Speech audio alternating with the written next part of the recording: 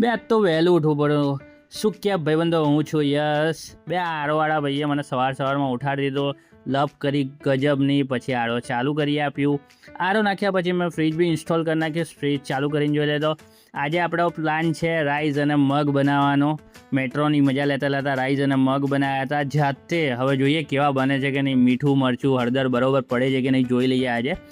સો rice હું કોના માટે બનાવું છું તમને આ વિડીયોમાં ખબર પડી જશે.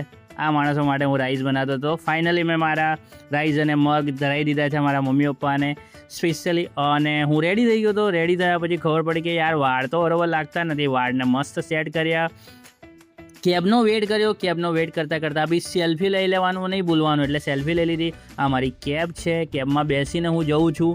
બે આજે પણ અલ્તાફ રાજા સાંભળવા મળ્યું ફરીથી, તુમ તો ડેર પરદેશી સાથ ક્યાં નિભાવોગે. મને લાગતું નહીં સાથ નિભાવે પરદેશી, પણ ઠીક છે.